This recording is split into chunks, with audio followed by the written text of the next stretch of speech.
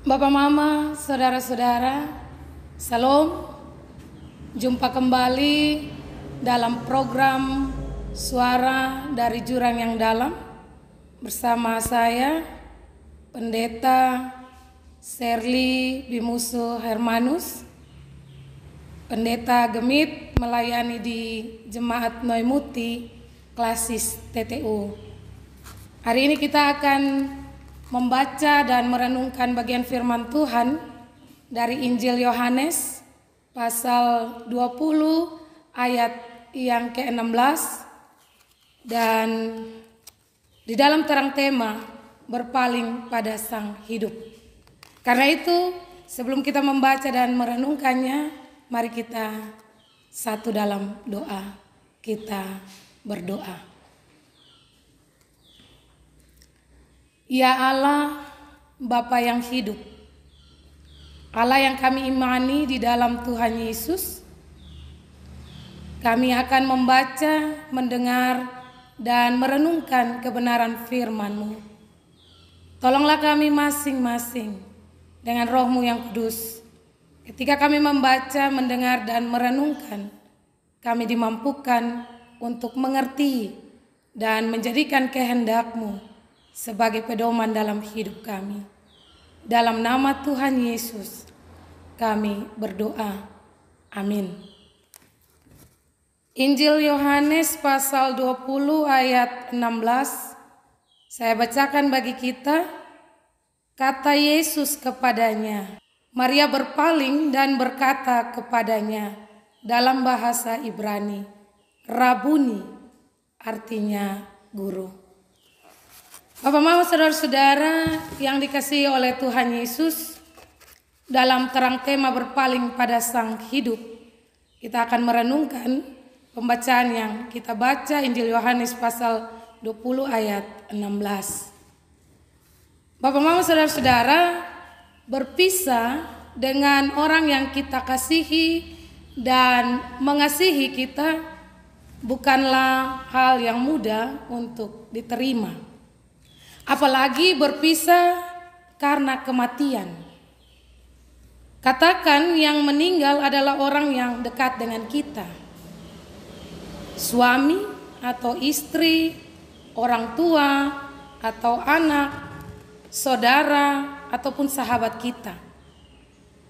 Mau jujur atau tidak, pasti ada kesedihan, ada duka yang mendalam.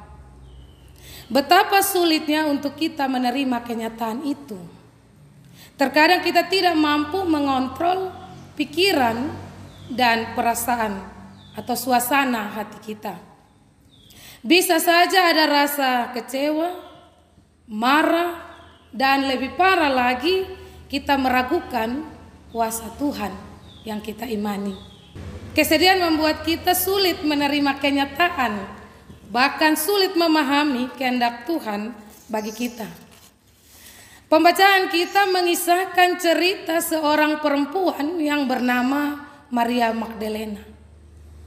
Apa yang terjadi pada Maria Magdalena?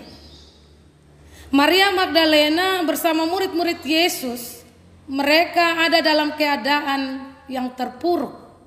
Mereka sangat sedih karena Yesus, guru mereka, telah mati. Peristiwa Golgota adalah peristiwa yang menyakitkan di tengah perjalanan kehidupan mereka. Kesedihan Maria bertambah lagi karena ada berita yang beredar bahwa mayat Yesus, guru mereka, hilang. Dalam keterpurukan itu, Maria datang dan berdiri dekat kubur serta menangis. Maria melihat ke dalam kubur. Dalam kesedihannya, Maria tidak mengenal Yesus yang berdiri di belakangnya. Pembacaan kita menyaksikan bahwa Yesus bertanya kepada Maria, Ibu, mengapa engkau menangis? Siapakah yang engkau cari? Namun Maria menyangka bahwa Tuhan Yesus adalah penunggu taman. Karena kesedihannya, ia tidak dapat mengenal Yesus yang adalah sang guru. Selanjutnya dalam ayat 16 menyaksikan bahwa Tuhan Yesus menyapa Maria dengan panggilan yang menunjukkan kedekatan, atau dapat kita katakan panggilan akrab, sapaan akrab antara Maria dan Yesus. Dengan sapaan ini Maria sadar dan berpaling serta berkata dalam bahasa Ibrani, Rabuni, yang artinya guru.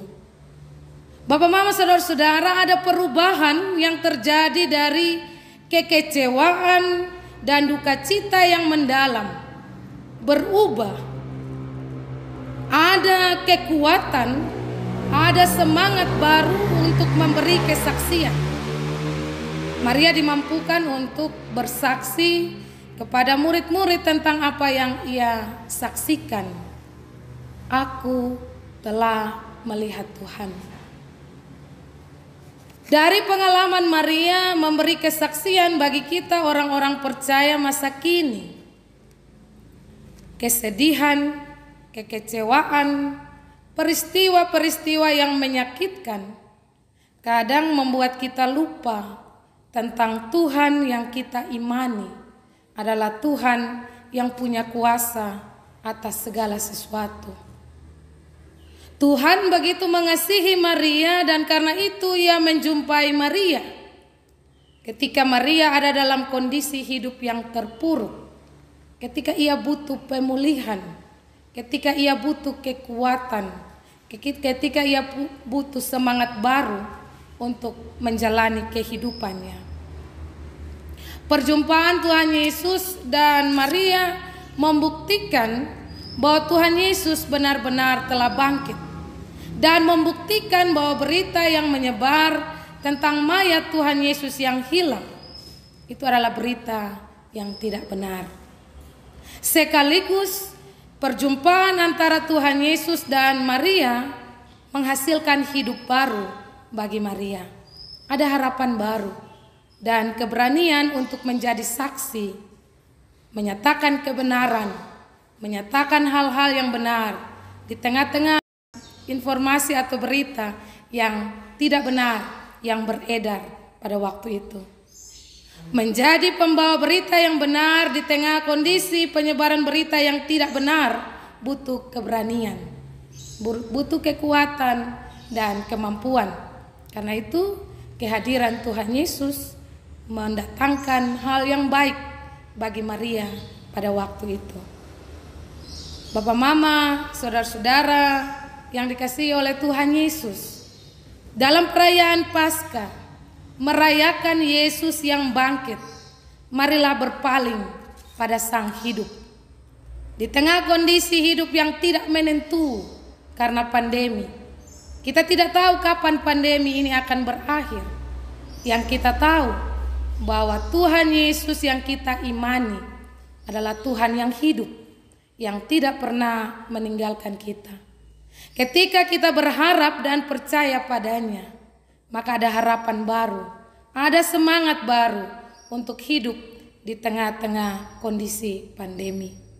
Kita juga dipanggil untuk menjadi pembawa berita yang benar di saat banyak berita tidak benar yang beredar.